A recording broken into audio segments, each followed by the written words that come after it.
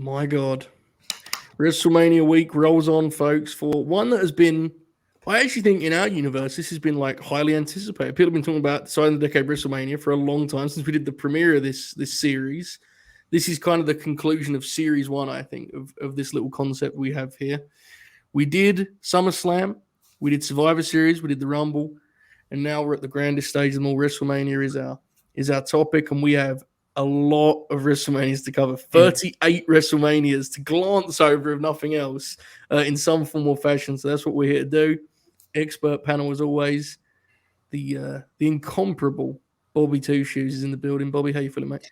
I'm doing well, man. Yesterday I kind of went through the matches that should make this in my head, and I think I have about 30 WrestleManias represented. So this should be a lot of fun. And not necessarily all of them will be up for match of the decade, but there's a lot that merit discussion at the very least. So yeah, this is going to be a good one. And I'm glad you kind of bring that part of it up too, because it's like we've never approached this show as a cut and dry, let's find the number one. It's a trip down memory lane. If a match popped you, let's talk about some. That's always been the way we've approached this. Before we throw it to the Oracle of Wrestling, Ingalls Draws, creator of the best late night Grin graphics of all, subscribing with us 10 months now and says the best week in wrestling, woohoo, factual. And No One Gunkel also resubscribed 8 months and says pop, one of my favorite chatters for sure in our community. Always pops me, always calls me out when I say that someone's the best heel tag team in AEW. Much love to them. The Oracle of Wrestling. How are you tonight, mate? I'm good. I'm very excited. It's been a slow week at work, unfortunately, but that's what happens whenever I take off vacation time for WrestleMania week. The week going into it is always horribly, slow and annoying. I have seen 37 or 38 WrestleMania in their entirety. I have seen probably about 75 to 80% of WrestleMania 13, but the other 20 to 25 I've not actually seen, but I've seen enough of it to where I have a pretty. And what's funny? I just finished Uncensored 97 last night. My God, you did it! And I just missed getting to WrestleMania 13 for this show. I was trying to do it, but I couldn't. I was too busy with other stuff and work and whatnot. But I got close, but it's okay. I feel confident that I can give my insight on all the manias, and I'm probably gonna be giving tidbits on all the manias that I saw live. So forgive me if this goes too long. Yeah, it's Mania week, brother. Let's roll. But so that's that. I'm ready to jump into this thing. Tremendous. For those of you unaware with what we do on Deciding the Decade, I implore you to go back and go through the free prior entries. But basically, we take the full decades of events history, we go through the highs, the lows, and at the end we compare them and rank those decades. Try and find the best match. Again, though, that part of it, the game part of it, is kind of secondary. It's mostly us just looking through what an event has been, the good and the bad, and everything in between.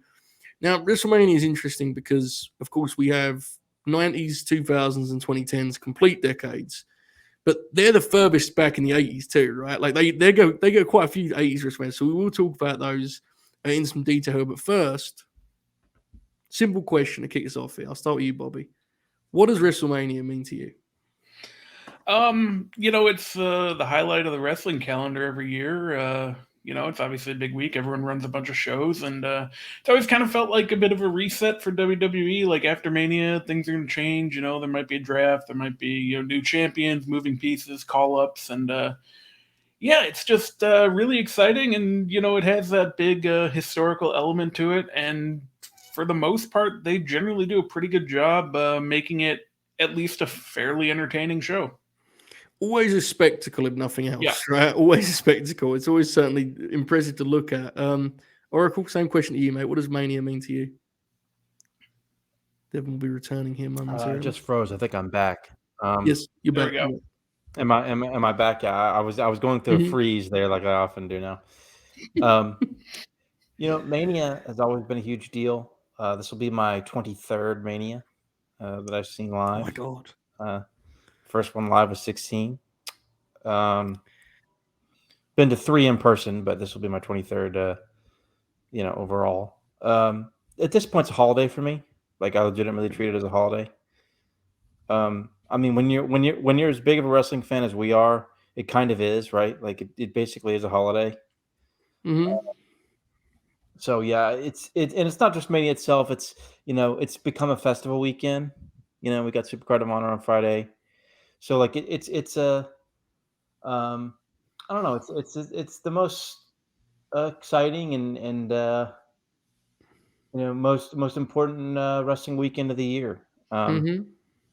It's pretty awesome. It is indeed. It's also really struck me this week. And what I'm about to say, folks, this could absolutely be a false dawn, depending on what happens in the coming months. But there is a chance that this is the first Mania of a new era for WrestleMania week. And what I mean by that is, for a long time there in the late 2010s, and a little bit before that, the actual WrestleMania itself had almost, to the hardcore fan, had become secondary to the rest of it, to the hardcore fan. Again, never to the. I think we might. This year seems to represent a sweet spot where the hardcore fans actually kind of intrigued by WrestleMania 2. Again, this may be a one-off, depending on what happens in the next couple of months. Hopefully not. But it's a really interesting, like for me personally, I can't speak for anyone else, but I'm excited for WrestleMania itself. And often in recent years, it's been, I'm excited for WrestleMania weekend, so that's been a fun change. WrestleMania is, and I don't mean this is a slight on the quality of the shows themselves, but it is the height of like WWE's ability to market and promote themselves, right? Like the way they have branded this event is really quite awe-inspiring when they play the big video about the showcase of the Immortals and all that stuff. But man, you got to be a pretty big cynic not to get swept up in some of that stuff, because the truth is, any wrestling fan can recall a WrestleMania memory where a guy became, dare I say, immortal to them in their fandom, and that's the romance, the romantic side of me as a wrestling fan is like, there's always a chance that on any given WrestleMania weekend, a guy just does exactly that. There's always memories being created. For us as adult fans, it's a little bit different. Like last year, we liked that show as podcasters or whatever. But there was definitely a kid who's last year was their first WrestleMania, and they'll never forget what happened when Kevin Owens, baited Steve Austin into wrestling him, and like that's what it's all about, man. That's it's really, really special time, and I think it's easy to be cynical about it, but it's a fun time of the year. So, with that in mind, let's get into some WrestleManias, boys. Here we go. We will start with our incomplete decades. We'll go with the 80s first, naturally. Throughout, I will be throwing cage match statistics at you folks, so bear with. Only 2 of the 80s WrestleManias come in over 5 on cage match, which is not a surprise, I don't think, to anyone, because those are not they are not shows packed with Mac classics. But I'm going to just give you a chance to guess. Which Mania do you think was the highest on cage match out of the 80s ones? Probably 3. Yeah, 3 is the highest, and 5 comes in second. Yeah. The rest are pretty middling. 2 and 4 are battling for lowest. It's worth noting that 2 is split into like the 3 separate shows, and all of them have like 2 and 3 out of 10, which is amazing. Okay, so here's some things I want to kind of focus on from the 80s. Is it fair to say the first standout WrestleMania match is the Bulldogs and Dream Team from WrestleMania 2? I think that's the first standout to me. What do you feel, Oracle? What do you reckon? I would agree with that. There's no match on WrestleMania 1 that's good. Buddy Rose and the Executioner match versus Cheeto is okay. Mm-hmm. But that's, I mean, like the show is not. There's like no good match on that show. Mm-hmm. Yeah. His presentation is also rough. The best match on 2 is Davey and Dynamite versus Dream Team for sure. That match is excellent. And Terry and Dorius Haas versus a good time. Was it Tito and JYD? Yes. That's very fun. Terry is amazing in it. Of course. Both those matches are good. I also like the Battle Royal too. But it's fun. That's definitely the case. The only really truly kind of great match between the first 2 is or at least the first great WrestleMania match is that tag match at 2. Yeah, with that in mind, Bob, we'll just kind of split those 2 off on their own. Anything you quite like to shout out from the first 2 WrestleManias? I mean, not necessarily matches, just overall. No, I think like the first one is worth watching if you've never seen it, just because they loaded up with like big time, and Muhammad Ali's there, Mr. T's in the main event, Paulo Orndorff's in the main event, all the stars are there. It's and 2. I don't like how they did it. I don't think it's particularly good. The Battle Royal is cool though because it's got Andre eliminating Brett as the finish. So that's just kind of cool. Like big moment for Brett, by the way. Yeah, huge moment for Brett. Mm-hmm. And it's cool because you get like I think Mongo's in it like way before he's even a wrestler. William Perry's obviously in it, and like Hogan and Bundy is another match that's mostly just a spectacle. It's always impressive for that one because Bundy's like 24 there. He is indeed, which is one of the most insane wrestler age moments ever. Yeah. Up Three's there really with, the first good one. John Tenta. Yeah. Yes. On the Mount Rushmore is Bundy, on Tenta, and I have to say, Yoko being like 26 when he was the world champ is fucking nuts, man. I think that's the big four. Yep. All right, let's move to 3. Don't have an ask, and I like this because I think this is the case. He says, it's safe to say that Mania 3 is the first Mania that feels like the WrestleMania we've come to know. I think he's on the money there. I think that's where they start to find the spectacle they eventually, will kind of make iconic. And obviously they have the show to back up in broad strokes, which we'll get into. But in terms of vibe, Oracle, would you agree with that? WrestleMania 3 is when they kind of start finding their... I've seen WrestleMania 3 probably half a dozen times. Let me go jump into my spiels here. I apologize, but I'm all pumped. So the 2 WrestleManias I got all the time on DVD.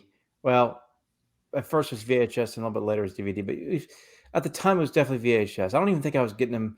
By the time DVDs became like universal, I was getting like buying them at FYE and shit. So I would say the first 2 Manias I would watch all the time. And it was a troll by the actual by the older hardcore fans because I had no clue what they were doing to me. But they left these shitty ones on the shelves, 9 and 11. So I had to get 9 and 11. We'll get to them constantly when I was a kid and watched them ad nauseum. My dad bought. Bobby, do you remember the first big WrestleMania set, the gold box? I still have it. Yeah, the anthology or whatever. My dad bought Dustin and I that for Christmas, and it was 1 through 22, so I got all of them. And that was, my God, the money spent on that could not have been cheap. But that was of course one of the great Christmas presents of my childhood, and that definitely improved my status in terms of my my Mania viewership. But I keep this makes me go back to 3 because I keep forgetting if I saw 3 before that, or if I might have seen 3 on VHS when I was a kid. Mm-hmm. But I definitely saw it, of course, when I got the anthology, which was Christmas of 06, I guess. Yeah, it was definitely Christmas of 06. Right. So, 3 things I want to talk about from WrestleMania 3. First, there's 2 obvious ones, but firstly, Piper's deal with Adonis is like a hoot and a half. Like, it's an absolute blast. And now we get to the 2 kind of, the classic wrestling balance of like the in-ring match and the spectacle, right? Like, this is the most obvious example of that ever. We'll start with the in-ring thriller, Savage and Steamboat. Bob, I'm intrigued where you stand on this. How great is that? You love it.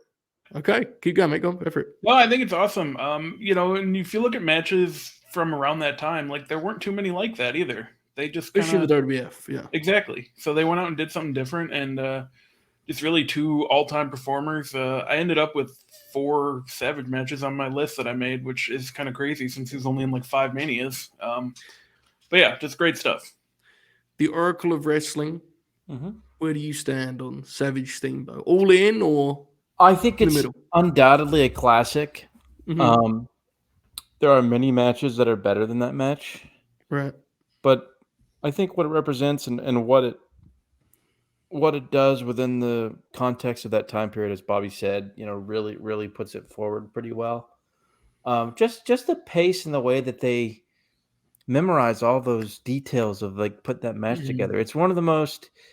I'm sure there were workers like that before, but it's a great example of like, to me, it's a template for like, this match doesn't happen, we don't get Sasha Bailey. I know it's one of those like 6 degrees of separation. Oh, I agree. Right. But like, it's like that match doesn't happen, we don't get DDP Goldberg. Mm-hmm. We don't get Sasha and Bailey of Brooklyn. Yeah. Um, It's also hilarious that with that in mind, Steamboat like hated the process. Like it's really like drove him nuts, to the point where he's almost begrudging when he accepts praise for it because like, yeah, it was great, but my God, what a week that was in my life, yeah. But it is, I mean, it's a really exciting match. I think it's always hard if you're really familiar with Ricky's work to like see it on the same level of his finest efforts, right? I think personally. But what you said is important, Oracle. It's a classic, not because it's his best match, because of its significance. So, I think it's absolutely worth noting. It will come up when we talk about the end of the decade, obviously. I want to bring this up before we touch on the main event here. Mm-hmm. This is a beautifully shot show. Oh, yeah. Just production-wise, it's just wonderful to watch. Like, it's just the way that they kind of – I remember listening to the Laps Fan episode several weeks back and, like, talking about just the way that they get, like, the camera shots and the wide shots are just incredible. When they're coming down the little, mini ring, they come down, the little cart, they come down. It's just incredible, man. Like, especially when we're Steamboat celebrating with his music playing. Yes. On the belt, like just the production alone in this show is it's honestly breathtaking at times. Like, it has one of the best looks that night in that day in the Silverdome. It was daytime, partly first, was just insane. Like, it's one of the best looking shows they've ever done. Man, that house style production wise they had I always think of it up until like the mid-90s was really gorgeous, and they've never recaptured that to me, like the way they would shoot stuff. We talk about a lot on Historical Oracle, right? Like the last days of that vibe. Yeah, I'm absolutely with you in that regard. Let's talk about a match that, depending on who you ask, is like either a blueprint of real graps or lives in infamy. Andre and Hogan. Now, famously, Dave gave this like -3. Dave gave this like -3 and has like walked it back, which respect. Bobby, what do you think of Hogan and Andre? I like it. It's a spectacle. It's what it needed to be, I think, as far as, kind of making Hogan into just another level of the guy.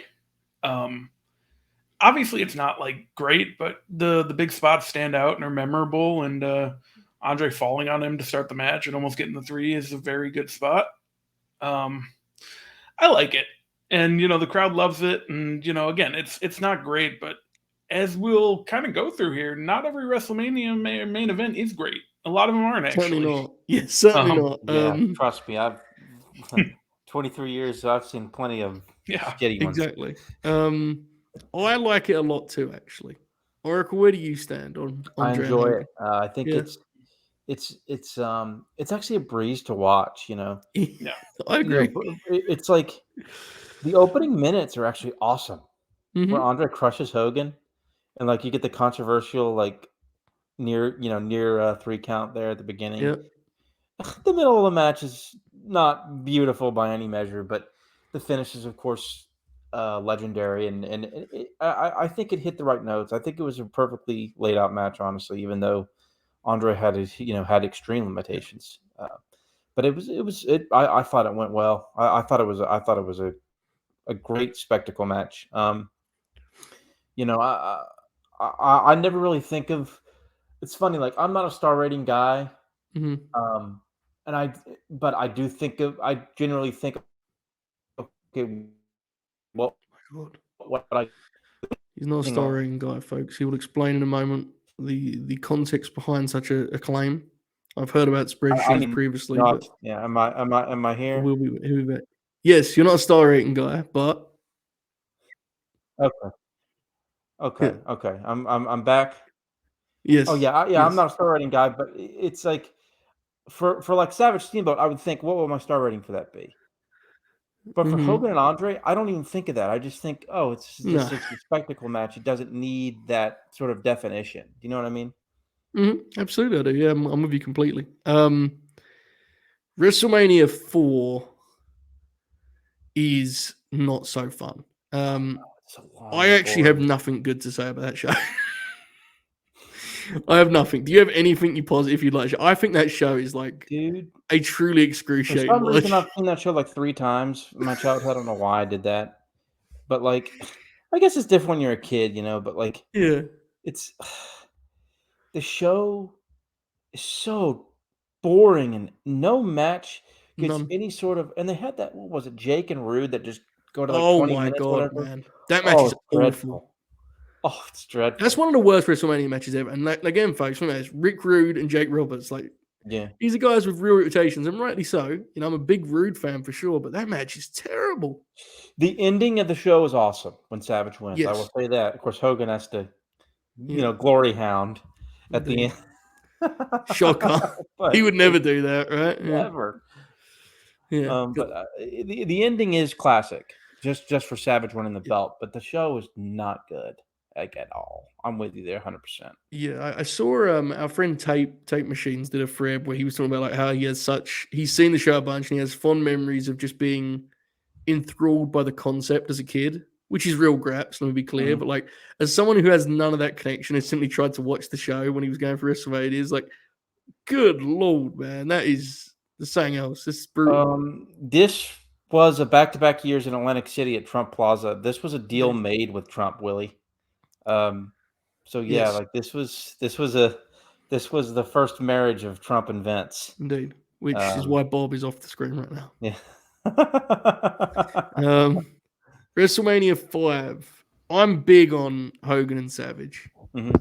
I like that match a lot, and I think that is, to this point, comfortably the best WrestleMania main event, right? Fair to say? WrestleMania 5's main event is the best one so far.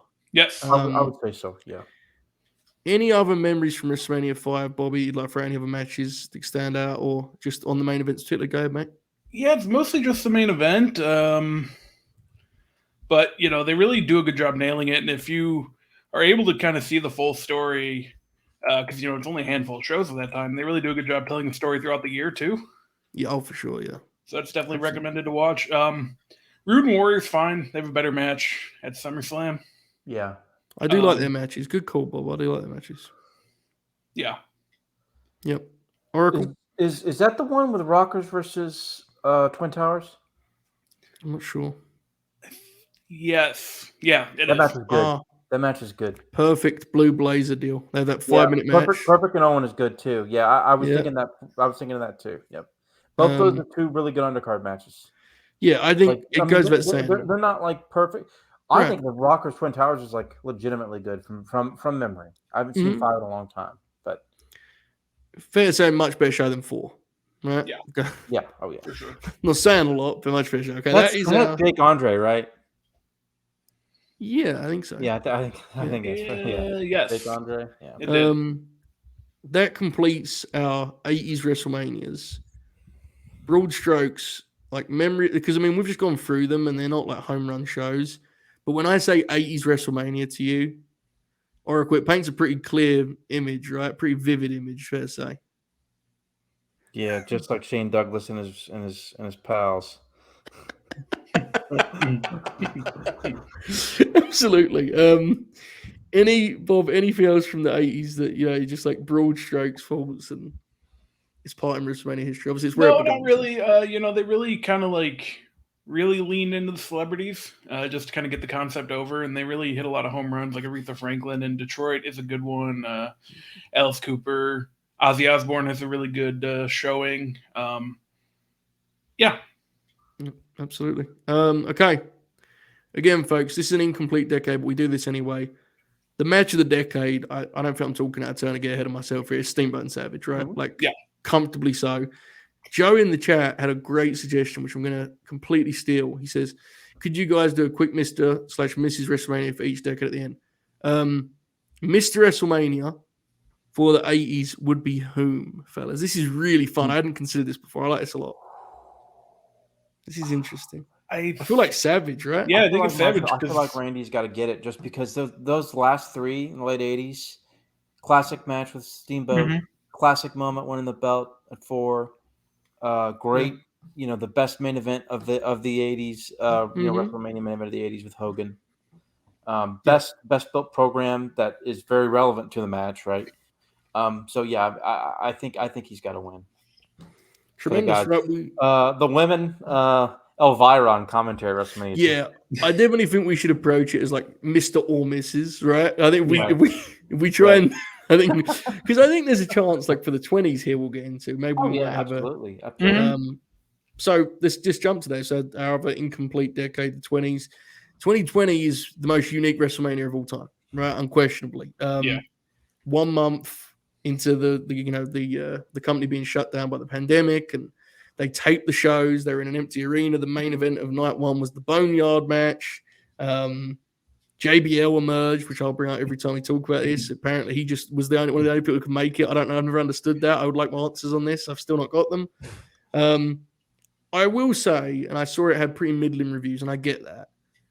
I thought it was a pretty admirable effort. And also, as Willie mentions, this is the biggest story of the decade, the incomplete decade, I should say, 2 Night Manias. And this is the one that set the stage for that and changed it, and now they stick with that. I thought these were really admirable efforts, genuinely. And they did a lot for those of us sickos that needed fucking wrestling. I don't think I could ever rewatch it because, oh my God, it was an empty building. Yeah. But man, did they try it. And there was some good pro wrestling in these shows. Bobby, favorite thing from WrestleMania in 2020. What your number was that? 36. 6, yeah. 36. Yeah. Go on, Bob, make them. I really do like the women's tag match. I know we talk about it quite a bit. But that's a really fun match. I think it opened the show as well. Yeah. Both the cinematic matches are probably the 2 best cinematic matches that WWE did. And I like Brock Drew. I think Drew kicking out of the F5 at 1 is a big moment in an actual stadium. It's a bummer that, he didn't get to do it, but because that program was very good too. Brock was putting a lot into actually getting him over, and it was working. And then, and it worked out for Drew just fine, but we'll never know how it would have been if they had fans there. Absolutely. The women, I remember feeling like at the time the women really did a great job in terms of they opened both nights, right? Night 2, they opened with Rhea and Charlotte, which they tore it up completely. So, there was a lot to like here in 2020. Oracle, memories of that. That was an interesting time. Right? We were talking a lot of shop back then, I feel like. It was an interesting time. So, in January of 2020, I bought my tickets to go to WrestleMania 36. God damn. That didn't work out, obviously. And my brother Dustin and I watched in the living room here. And I thought they did an admirable job. I'm with you. I think it's the best pandemic show they did of pretty much all the pandemic shows. I thought that they made it unique. I thought they put in a lot of good effort. I actually ended up liking the build to it after everything shut down because they just focused on promos and video packages and everything got stripped down. It was actually ended up being a pretty good build for it too in the final stretch, because they couldn't do their typical convoluted horse shit. They had no choice but to just strip everything down, which is sad. But it's a really good show, or 2-night event or whatever. Women's tag team match is good. Charlotte Rhea is great. Brian and Zayn's really good. Yep.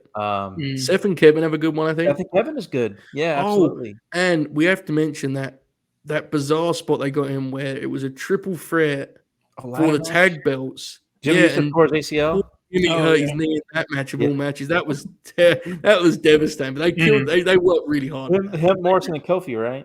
Yes, because Miz. That was wild. Yeah, triple threat for the tag belts. And then they had the what was it?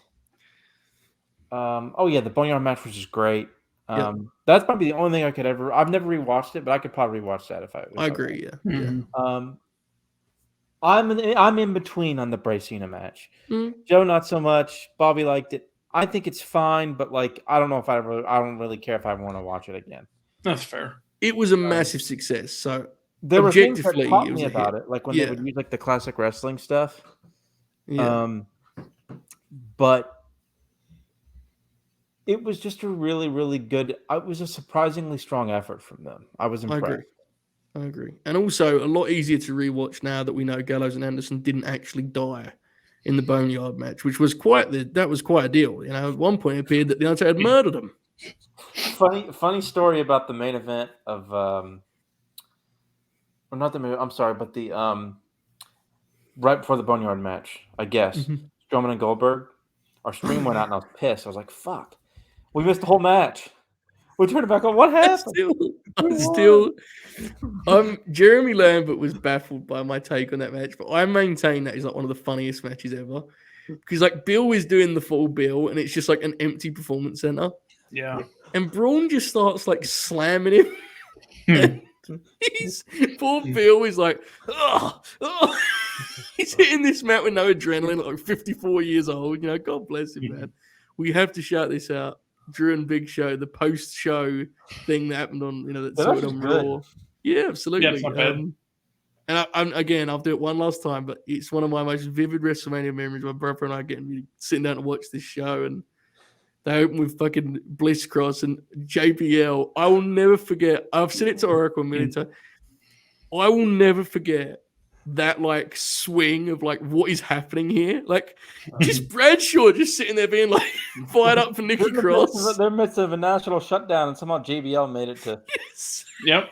It's to me, it's the funniest thing, and yeah, I will always remember that time as like, look, it wasn't great, but we needed it. Us sickos needed it. I'm glad, in a lot of ways it shouldn't have happened. I'm almost certain of that, but we needed it and we got it, and thankfully the wrestlers did what they often do, which is they busted their ass to make something of it. So, anyway, let's proceed here. 2021 crowds return. This was the first show with crowds back, right? A year later. They kept the 2-night format. Bobby Lashley and Drew killed it after the rain delay, which produced that Samoa Joe visual that will live forever. Bobby and Drew killed it. Cesaro had his best moment in the history of his WWE run. I mean, maybe the Andre. To me, they're close, but tremendous match for Seth. Bad Bunny rocked it.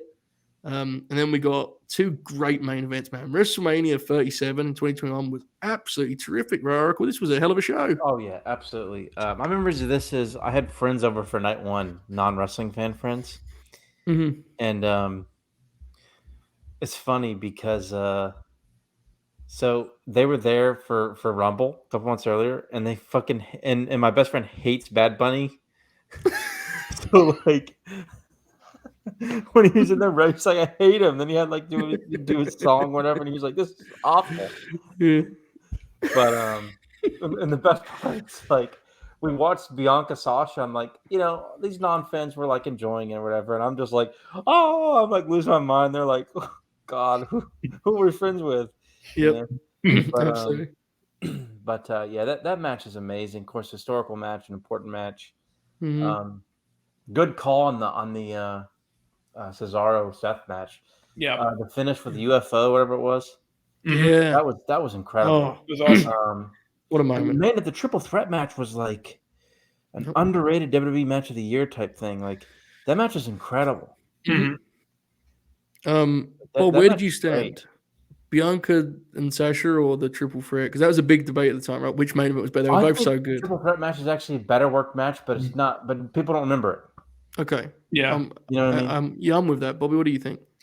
Yeah, I'm kind of with that too. I think Bianca and Sasha's like it stands out more, and rightfully so.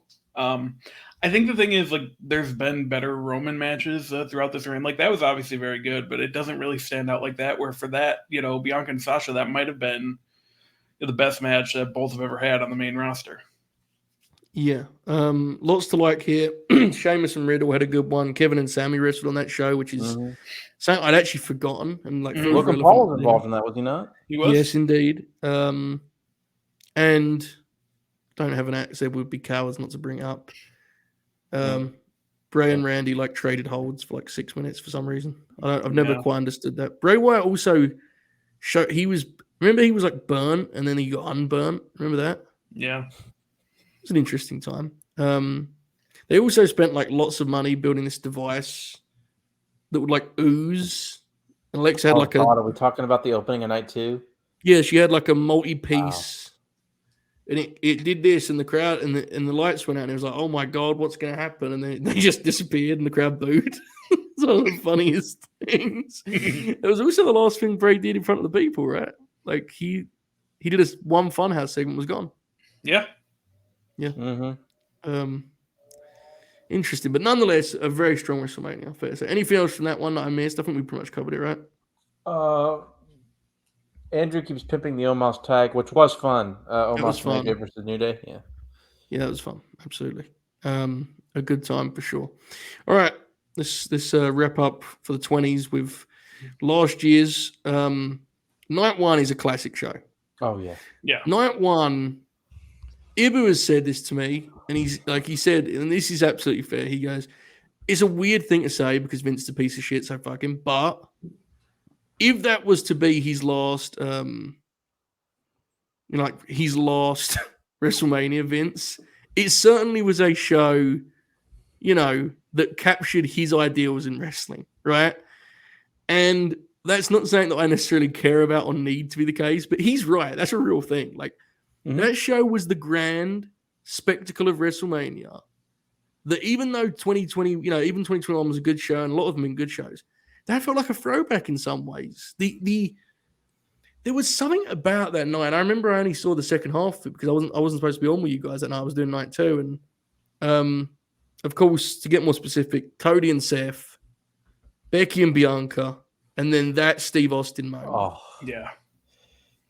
I mean, that is one of the great WrestleMania nights. I really truly believe that. So, Oracle, we covered that all together, but looking back now, mate, memories on what we had last year at WrestleMania. Oh yeah, night one is absolutely a classic. I like Joe's comment in the chat. Indeed. I'll say it right now. If Charlotte Flair and Roman Reigns win, we know who's in Gorilla. I'm dead serious. We all know that happens. But it's very sad if that's the case. We pray not.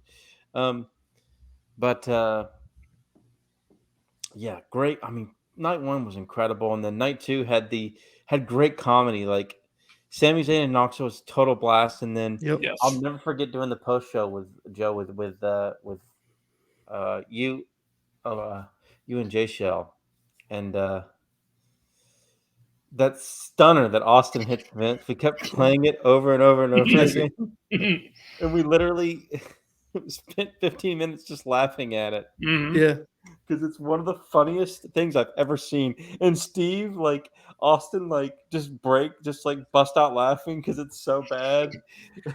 I genuinely think, and this is very self-indulgent, folks, I apologize, but just for a minute, I think that maybe is one of my fondest late night grin memories thus far. That weekend, us coming together on those nights, and there was a real sense of excitement and happiness about fucking WWE, which had been a while for everyone. Because, we have a lot of fun on here, and you guys do Fed Dead every week. But no one was excited for that Mania at the time, right? It looked like shit. Rock and Rumble was still a boring main event. Yeah, absolutely. Yeah, night one blew night two out the water, and I have to say. And look, night two had that. Look, it had the great Zayn Knoxville, which is great. I'm going to wait for that match is great, and it had the amazing McAfee. That whole segment is total sports entertainment horse shit. And there are plenty of people who understandably hate that, and that's fine. But that shit was pure entertainment horse shit to me. Absolutely. But, yeah, that was about it for night two. But night one was just incredible. Bobby, memories of last year, mate. We had a great time. What do you look back on now? Yeah, Saturday night obviously is a classic. I remember, Stone Cold got in the ring and looked blown up, stomping the mud hole. And I'm like, well, this might not be great. And then 90 seconds later, he's taking a suplex on the floor. Yeah, just great stuff, man. And even without that, the way they did Seth and Cody, where everyone knew it was going to be Cody, but it was still suspenseful. And then they just had his entire AEW entrance, which, people have grown to know that. That's good. And obviously Becky and Bianca had a great match. Yeah, just a fun time. Night two, you guys talked about Zayn and Knoxville. That was probably the highlight. The show kind of wasn't great from there. I wish Brock and Roman had a little bit of a better match. But, it was fun, though. And going into it, I was really only looking forward to, Edge and AJ, which I ended up not liking, and a couple other matches. So it blew my expectations away. I have to say, and I've rewatched it a couple of times, but as I think about it, it's giving me goosebumps. I really think Austin and Owens is one of the most electric moments in WWE history. I believe this. I'll go and the reason I say it is the moment before what you just mentioned, Bob.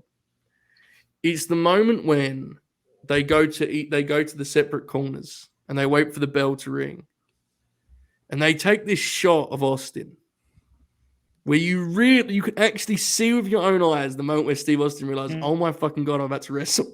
Like you can see this happen to him where he's like, oh shit, this is about to really happen. And it feels spontaneous, even though you know it's not, because there was so much physical tension in that dude. Like when he was first throwing those stomps, you could see it. Like he was terrified as to what he was about to do to his legacy. It's one of the most breathtaking moments I can recall. And it's also one of those ones that I couldn't have been happy to be wrong because I never understood the way they advertised it. Why are they advertising the talking segment if Steve's going to wrestle? And it's because that was so much more impactful than a match graphic could have been. They let the people doubt it, and they also set Steve up to succeed because they couldn't expect a match from him. So whatever they got was exceeding their expectations, and my God, did he exceed expectations with the suplex on the floor and the brawling up the ramp. Oh my God, what a moment. Absolutely just wrestling magic. It was really, really special. So that one will be with me forever, no doubt. Obviously, that concludes our 20s business here. We only have 3. We do have 6 singular nights. Okay, so the best match of the 2020s WrestleManias, boys. What we got? What we thinking? This is really interesting. I think Bianca Becky's the best. Wow. Okay. Really? I think that match is fucking great. But it has obviously contenders. I mean, the triple threat, Roman, Bryan, and Edge is excellent. Of course, Bianca Sasha's a great match and has huge historical importance. Owens and Austin, of course, is just insane for not only is it a good brawl, but it's special in so many ways. It's tough. I feel like Charlotte and Rhea is really good, but it's not in front of a crowd. Yeah, that match is great, but like it's not in front of a crowd. I can't. The Boneyard match, I will give a nod just to throw it in there, but I don't think it's going to win. But that match is the best cinematic match they've ever done, and I actually think it's a masterpiece in a lot of ways because it was so impressive. But those 4, the 2 Bianca matches, Austin, Owens, and the triple threat, I think are the top 4. But I could be missing something. I am voting for Bianca and Sasha personally. Yeah, that was my first. That's my pick, I think. Too. Yeah. Bobby, what you thinking, mate? Yeah, I immediately went to Bianca and Sasha too, and Bianca and Becky's very good. But I think it's not necessarily hurt by the fact that we got it again, but Bianca and Sasha, we never got again. So, in terms of Mr. or Mrs. WrestleMania, Bianca Belair debuted in 20, stole it in 21, stole it in 22. I think she's. It's her. Yep. Yeah. It's her. That's pretty fucking cool, man. That's pretty. She might add another one this weekend too. I think she may just do that. So that would be interesting. In terms of this decade developing stories, obviously we'll see how things look here. At the end of the decade. God forbid we're still doing this by then. But if we are, we'll cover that. We'll cross that bridge when we get to it. The story thus far is the 2 nights still, right? It has to be. Like that's the biggest X factor, and it's changed WrestleMania. Quickly before we move on, I'm intrigued. Are you boys pro or against the 2-night thing? Are you into the change or not? Intrigued. I like it. I think it's cool that it's their only show that they have on Sundays now. I think it kind of adds more to it. I don't know that I'd ever attend one, just because that's a lot. But as far as watching it at home, it's not I don't know if I'd ever attend one in general again, just because the 1-night ones are 7 hours and the 2 nights are a lot. And just watching it at home, I enjoy it quite a bit. I'm for it too. Oracle. I love it on the weekend itself, but I do get frustrated sometimes because I'm just like, man, 1 night on Saturday would be awesome. Yeah. But I tend to enjoy it. I think I like it. I think I kind of go back and forth. I'm not going to lie, but I think, this is the 4th year of it, and I was all for it during the pandemic. The first one, because it was like, oh, I think something to look forward to for a whole weekend. But when they did it again the next year, I was like, Mm-hmm. Last year I loved it. Like I don't know, I go back and forth. So Personally, and like this is something we've debated before on here. Not even debated. I've talked about some. Like I'm really for getting guys on the show, guys and gals on the show. Like, and also the other thing too is, as someone who's flown like 10 hours to see WrestleMania, I do think it's cool that it's like the one show where you kind of like you're gonna, unless your favorite wrestler is like Luke Gallows or something. I love you, really. No, unless it's like this guy who's not used a lot, you should. I think it's cool to see them in WrestleMania, man. Like, I think it's a time where all of the guys who have put in throughout the year should get on. I really do believe that. And in that case, it's better being 2 nights because no one wants 7-hour wrestling shows, bro. That shit was that was a real issue, and we'll get to that later here. Those long manias in the late 2010s. That one in 2019 is still going. Part of it is that it was when they were the own WWE network didn't have the Peacock, deal, so they could just do whatever they wanted, which was awesome, but also terrible at the same time when it came to. And not only that, remember in like 2018, 2019, their B shows were 4 hours long. Why? Oh, don't give me. Gives me chills, mate. It's criminal. It was horrible when they got away from the brand split. Like when they started doing the. Do you remember they had that bizarre advert where they were singing? Do you remember that where they were all singing? We were like all together, and it was like the brand split's gonna come together for pay-per-views. Do you remember this? Yes, vaguely. Oh yeah. They were all like miming. That was when I knew the end was nigh. They played that when I was at Mania. I said, "Oh fuck, it's over, brother. I need to start watching TNA or some shit." But nonetheless, you're right, folks. Now at the 50-minute mark, we'll get into the decades themselves. I'm sorry. I'm going to go long on this. No, brother. This is WrestleMania. Everything's bigger on WrestleMania. Well, you know that. Let's get into it. The 90s. Okay, the way we do this for the complete decades, folks, is we look at the top 3, we look at the bottom 3, and then we fill in the gaps for any other matches that deserve shouting out. Okay. The best WrestleMania of the 90s, according to our friends at Cage Match, is only 8th overall. It is WrestleMania 10.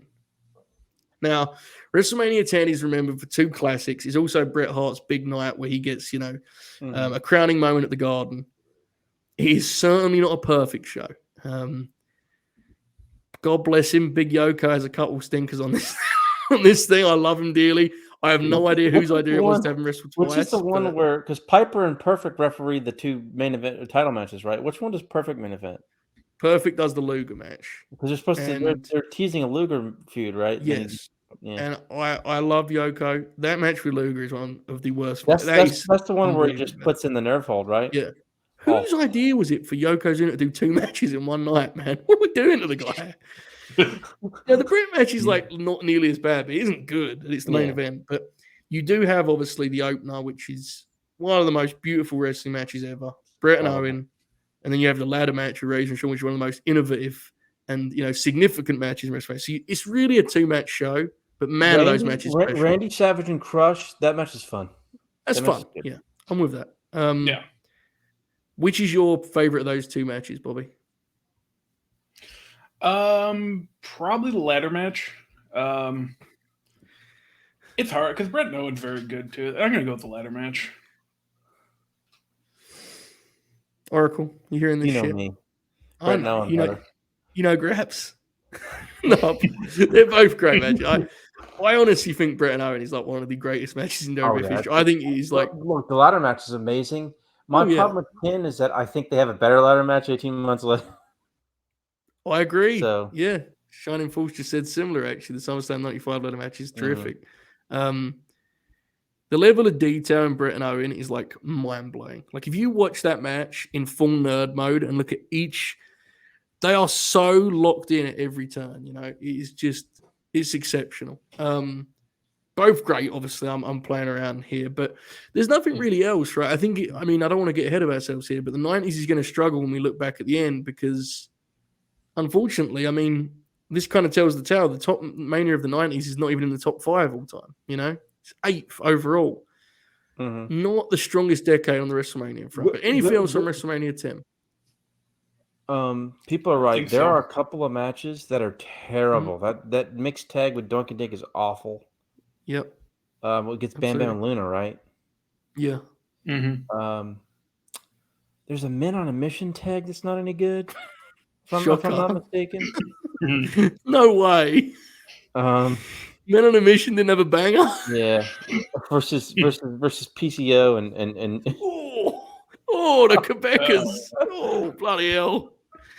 Oh, that's horrible, man. Yeah, it's bad. Did you see, again, I'm going to give another shout out, the Great Tape Machines. He tweeted it. He said about, the WrestleMania showcase. He said, back in my day, guys would just kind of walk out there for the opener and we accepted it. He's so right. Just shitty matches. Just, fuck it. Mania. I love him so much. But anyway, let's move to number 2 here for the 90s. The second best Mania of the 90s, according to Cage Match, is not even in the top 15 all time. It is WrestleMania 8, 1992. Another 2-match show. You know who thinks that's like a top 5 Mania? The Oracle of Wrestling. That still fucking rules, dude. Wow. Okay. So we have the 2 matches everyone agrees on. What else are you looking at, Oracle? I'm intrigued. Sean and Tito's really good. Mm-hmm. I think the 8-man's like totally inoffensive and fine. And the main event sucks, but like Pop. The post match is just legendary for its like bungling of the so funny, timing and like I love this man. I think it's awesome. Yeah. Flair and Savage and Piper and Brett are both classics in my opinion. I'm with you on those 2. I do actually like this more than 10, personally. I think it's better than 10. Because I like it's like the atmosphere and the feel of the show I like a lot more than I do 10. Mm-hmm. Let's single those 2 matches. Is a master on this. He's incredible. It's like his other than Rumble 92 during the match, this is like his best performance ever. Commentary. Is it fair to say that at this point, when you go back to 1992, WrestleMania 8 was the best WrestleMania yet, right? It has to have been at this point in time. Mm-hmm. I think so. Bob, I like 7 quite a bit, but we'll get to it when we talk about it. Okay, Bob, same question, different matches. Hart Piper or Savage Flair? I think I like Savage Flair a little bit more. This just sounds like I'm picking against Brett every time, but I'm not. You're a big Flair guy. We've discussed this previously on the late. That's true. Yes, it's definitely not Randy Savage. I lean Savage and Flair.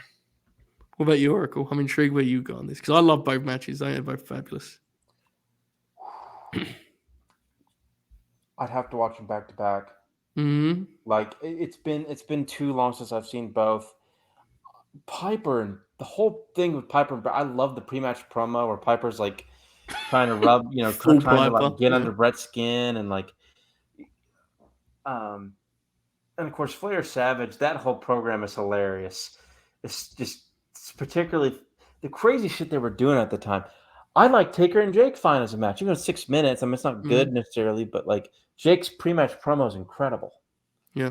Where they cover the angle that they did, where he closed the casket lid and he's laughing and like, I don't know, man. I really, really like this show. I can't decide between which match because I need to watch them back to back though. Right. I think I prefer Savage and Flair. Mm-hmm. Hart, Brett and Roddy tell a beautiful story, and it's a wonderful match, and I love Brett dearly. There is something special though to hearing Gorilla like freak out for Savage and Flair because it is unlike any WWF title match to that point. Like Flair does, like he just does like a version of his music, and Gorilla is like, holy fuck, what is happening out there? Him and Bobby start like yelling about it's the best match ever, and start like fucking hooting and hollering because they're just going, like when those guys get into a pace. Flair's over there going 110 miles an hour, taking back body drops on his fucking hip like he always does and shit. And these 2 matches are also a perfect encapsulation of these guys in the sense that this is famously the show where Brett blades in such a manner that Vince doesn't even know it's a blade job. And Flair goes... Exactly right. Which is them 2 in a nutshell. And they're both great in their own way. But 2 remarkable matches. So WrestleMania 8, we actually all are pro WrestleMania 8 here. I'm not quite as high as Oracle, but I do like the show. Yeah. Sid and Hogan doing the drop down tackle spot twice in a row is one of the funniest things in wrestling history also. All right.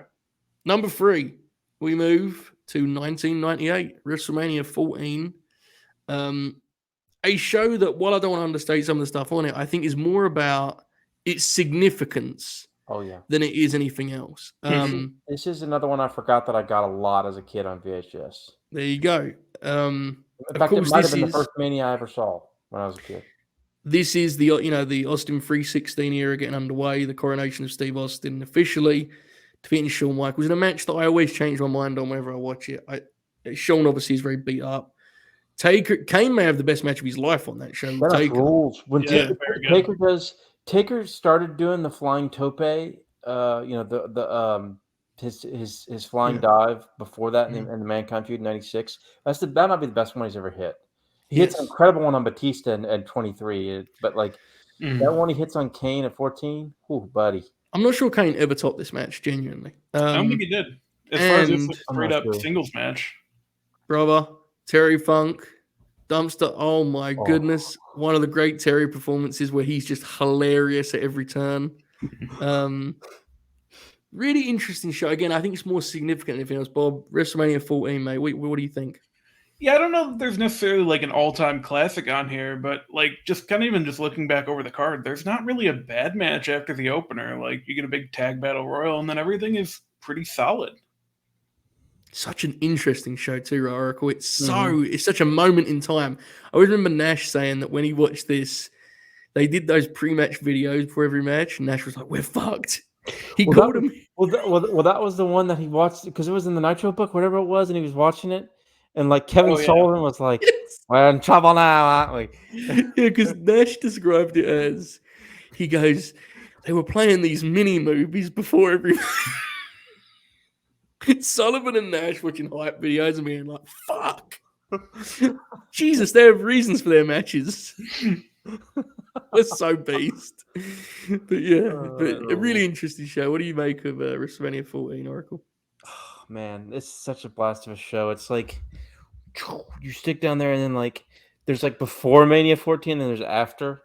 Yeah. And it's like because it's literally like 2 weeks before they start winning they finally get the win after 83 weeks, and then they're just, it's tight for like most of 98, and then they just go over the hump after the finger poke at the start of 99. But like it's the beginning of their true, like, it's the point where they hit that resurgence, and then they were off and running after that.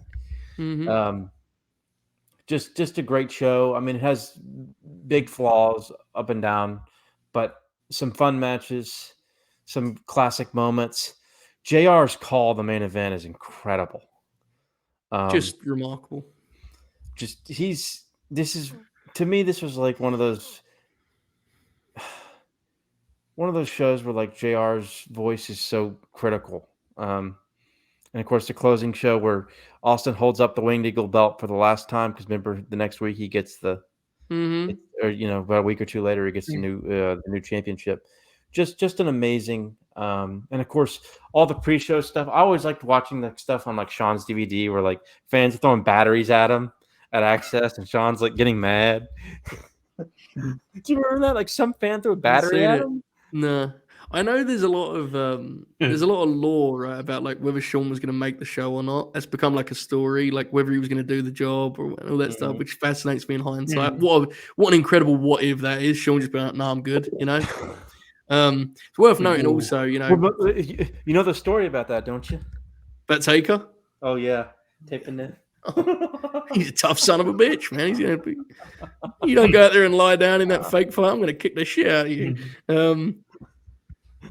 Celebrity's going to come up a lot throughout this, and they have already, but we have to mention Tyson. I mean, Tyson was box office, man. Mike was a huge deal for WrestleMania 14 and really changed things on the business front. So, very special show. WrestleMania 14 comes in at 3. Right, we switch now to the worst 3 WrestleManias of the 90s. The worst, I'm sorry to say that the bottom 3 Manias of the 90s are 3 of the bottom 4 WrestleManias ever, according to Cage Match.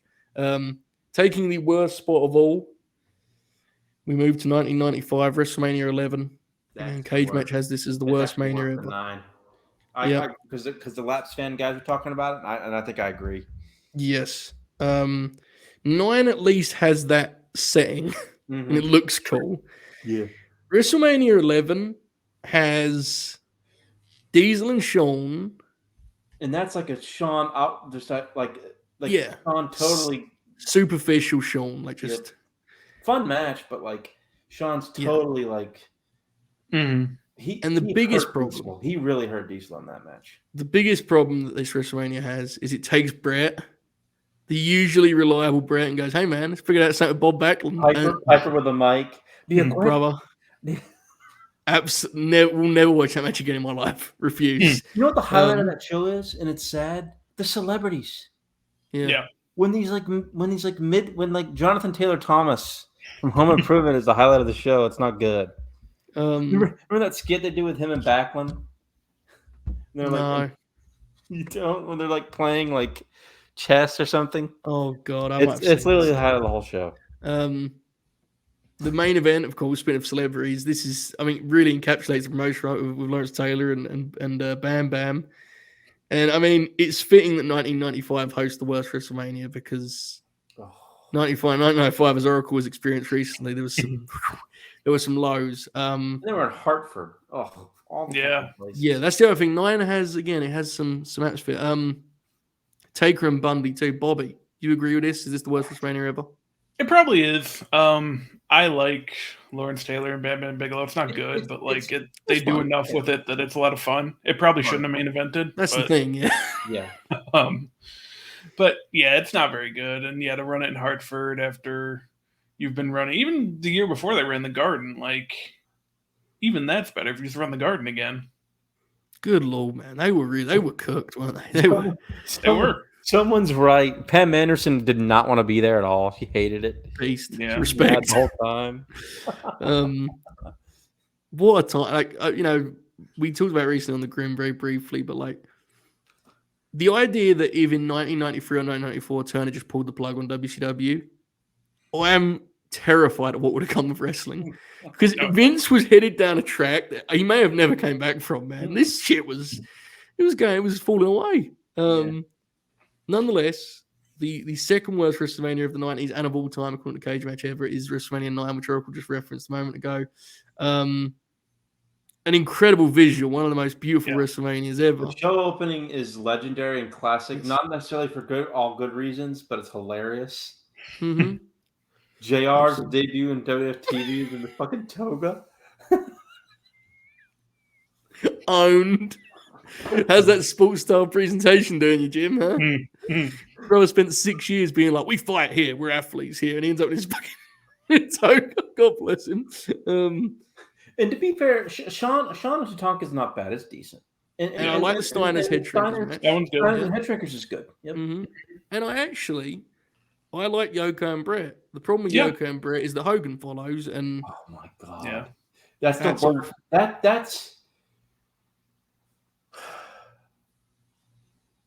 That might be the worst ending in WrestleMania of all time, right there. Oh, I think so. Because the way it represents, Yeah, it's just. Yeah. Well, because then Hogan's not even on the show again until King of the Ring, because he does pre-tapes every 3 weeks or whatever. And he was supposed to. Although Yoko and Hogan at King of '93, that's boss, brother. That match is good. Oh yeah. No, I like But the angle, the show clothes are so terrible. Yeah. I can understand every level. I can understand why people say it's worse than 11 because the ending was just so bad. But I think 11's worse, but God, the ending was so bad. Well, they did all this stuff to build up Yoko leading up to it too, and then just beat him. I mean, I know on every single level. Yeah. No, you're right though. It's like you beat Yoko, you undercut Brett, and you put Hogan back in as the champion. It's like everyone's moved on. It's done. It's just a disaster. Also, we haven't even mentioned Taker and fucking Giant Gonzalez, which is that's bad. One of the worst matches ever. Me, I hate that match for multiple reasons. It's not. Oh God, I froze. Sorry, am I back now? Yes. I was probably like. I was probably using my microphone when I froze. But I hate that match. Not only is it god awful, although Taker's entrance is cool with the crow and stuff, I fucking hate that match. And I know the streak wasn't a thing, But to me, it always put it. I mean, streak. I think it's dampered anyways since Brock fucking broke it. Yeah. But they should have never had. I love the Punk match, but they should have ended it at fucking end of an era. But that match sucks too, by the way. But anyways, we'll get to it. But he wins by DQ because of the ether rag. Fuck off, dude. It's terrible. It's awful. Yeah, I guess so. It's not. I like that. That's like the main gripe beyond just everything else, mate. I get it. I appreciate that. Awful match. Any feels on WrestleMania 9? Bless his heart. No. The two doinks. The spot kind of popped me, but like, if I remember correctly, is it? I can't remember if they executed it well or executed it poorly. I can't remember. I just remember there were the two doinks, and I remember that being a thing. Okay. Let's move here. The third worst WrestleMania of the 90s is the fourth worst of all time according to Cage Match, which is WrestleMania 15, 1999. Austin and Rock on top, the first of their three matches, probably the least, I think it's fair to say the least remembered of those three. Yeah. Taker has another stink with bless him, Big Bubba. One of the most tasteless things ever did when he hung Bachman from the cell. Jesus. There's nothing really good on this show, is there? No. Like, the main event's good, I guess. The big angle they do on the show is they do the deal where Triple H and China join the corporation. Yeah. And like Kane's kind of turns full babyface at the end of the show because they do the thing where like Kane's part of DX or whatever, and like they're doing it's basically the end of DX. Yeah, you do that angle where like Triple H and China are like mad at each other in China, or like Kane's like in love with China. You know, typical Vince Russo booking shit. And they do. I don't know. I don't think I've seen this now. Now you're bringing it up. Yeah. Bobby, do you know what I'm talking about? Yeah. Triple H and China officially joined the corporation, I think. I'm not going to go on my way to change the fact that I haven't seen that either, to be honest with you. Bob, anything on WrestleMania 15, mate? No, I think I've pretty much only seen I've seen clips of what Oracle's talking about, and I've seen Austin and Rock, and that's about it for me from this show. But Butterbean and Bart Gunn's incredible. Oh yeah, I've seen that too. That's insane. Yeah, that's one of the craziest things they did. I know I'm referencing it all the time because I'm listening to it all the time right now. But the Laps fan covering of 15 in that match is one of the funniest things I've ever heard. Oh, I believe that. The description of Butterbean is unbelievably fun. I can't believe they did that, bro. That was crazy. like obviously Butterbean wasn't the world's champion, but like, bro, he fought fucking Larry Holmes. He put him in with Bart Gunn. Like, what the fuck? God, what a moment. Getting a knocked out Dr. Death, brother. There you go. WrestleMania 15. There it is. All right. Other matches from decade. Let's go straight. In fact, firstly, let's talk Warrior Hogan at WrestleMania 6. That match is good.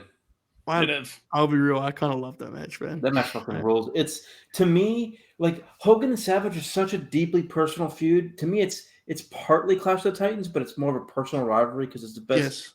Yes. To me, Hogan and Hogan and Andre was too, to be fair. Hogan Warrior is that first kind of like template of Cena Batista or Rock Cena, or like it's the first of its kind where like two guys like that collided. I think it's a great match. The finish is hilarious. The post match where Hogan, yeah, here you go, brother. I passed the torch, dude. Indeed. And that torch was dropped and burned everywhere immediately. Look, man, this is not a platform where you're going to regularly get like Hogan propaganda, but fuck. I mean, before long, I think everyone was like, okay, then put a belt on Hogan, it's fine. You know, like, I mean, that was a riot, Warriors champ. But Bobby, where are you at on Warrior and Hogan? Two of your favorites. Well, hold on. I think it's very good. Probably Warrior's best match. I know I mentioned the Rude one earlier, and Savage is going to come up as well, but it's definitely up there. The show also has one of my favorite WrestleMania intros of all time. They do like that outer space, like constellation thing where whatever it was. That rules. That's about, like, Skydome's a really cool visual, and we'll get a better version of that when we get to the 2000s. But Yeah, it's a good match. That's really the only match worth watching on the show, though. I think Savage and Warrior is better, Oh, personally. I think that That's match fair. is. I think that's still arguably the best WrestleMania match of all time. Still, That's Savage. That's his magnum opus, right? Mhm. What he came up with there I is mean, quite that is staggering. there are two matches when I think of WWE wrestling and putting Mhm. together a sports entertainment pro wrestling match. As much as the vocabulary of that even makes me cringe a little bit. Warrior Savage, Mhm. Austin, Dude Love over the Edge of '98.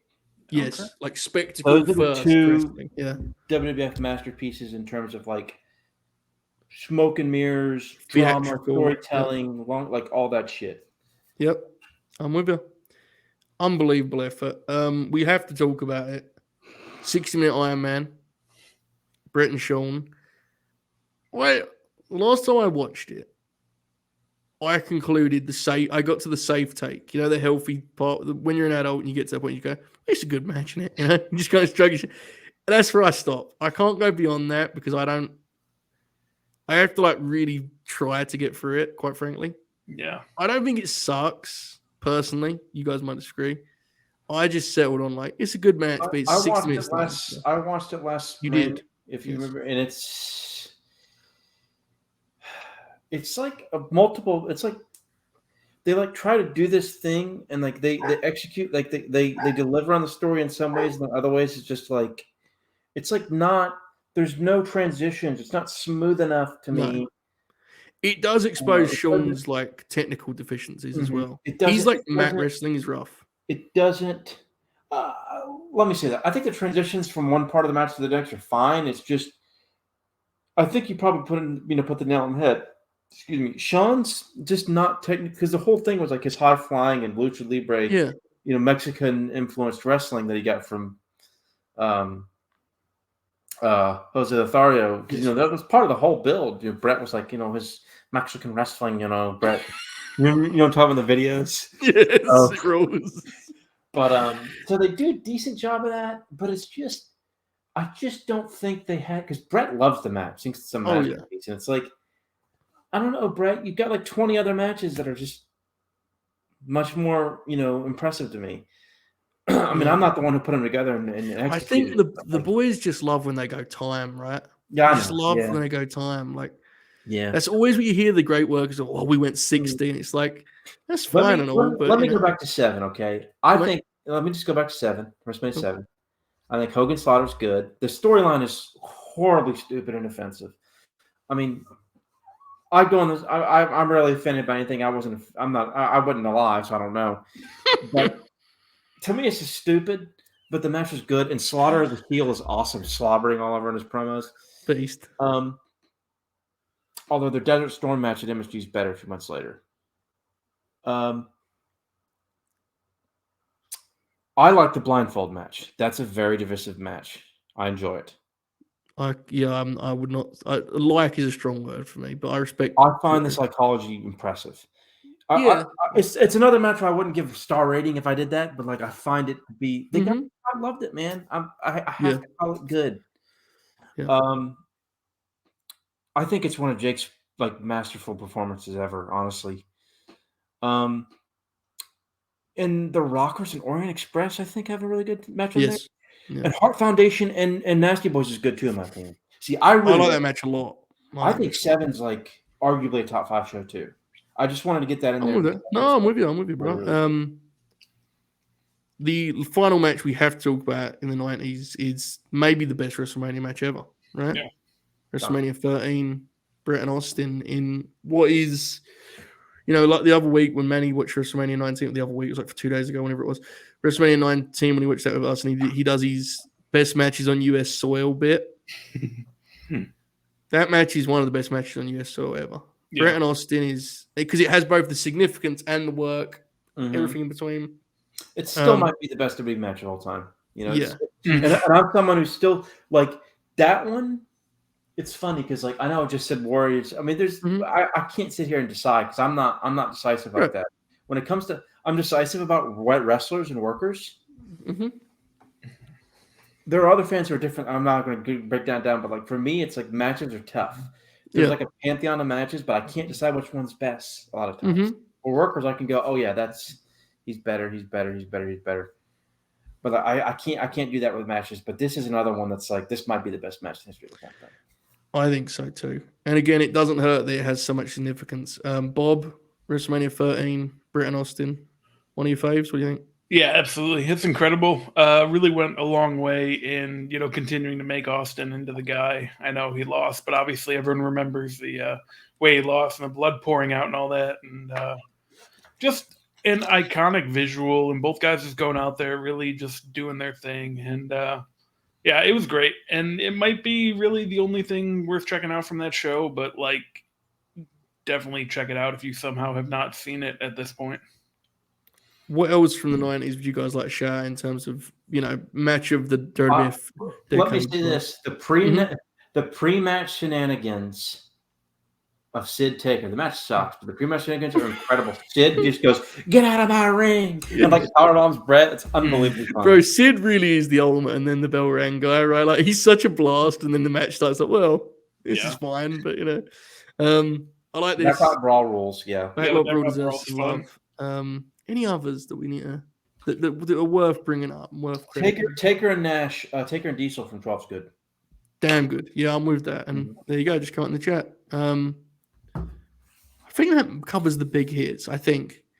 All right, let's put a bow on the 90s. The match of the decade for WrestleMania in the 90s. It's got to be Bret and Austin, man. Oh yeah. Yeah. Let's be honest. When we get to the end, that one and Warriors. See, I can't. But if you want to say Bret, I'm not even going to argue it. To me, those are like 1A and 1B. I'm with you.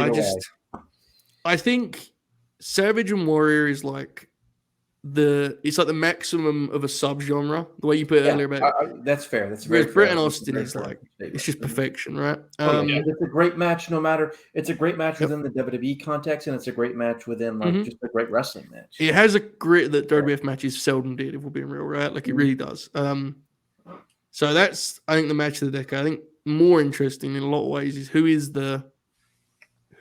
WrestleMania in the 90s. I immediately, based on the matches, I feel like Bret is going to be hard beat because the Owen match and the Austin match are two of the best, and you have Piper too. I don't know, man. That's hard. I think that's really tough to me, beat. he's the best. I even though I like Shawn quite a bit in the 90s. Like the Rockers tag was really good. I like the Tito match at 8. The Rockers tag at 7. Tito match at 8. One of the only two good matches at 9, which doesn't really help. You know what I mean? But great classic with Razor. And not compared to me pumping Shawn. I thought he was a problem at 11. Right. 12 was divisive, but I don't even begrudge people for calling it a classic, even though I don't think it's close to one. And the Austin match is critically important, if anything. Yeah. Although I do think it's good. Yeah.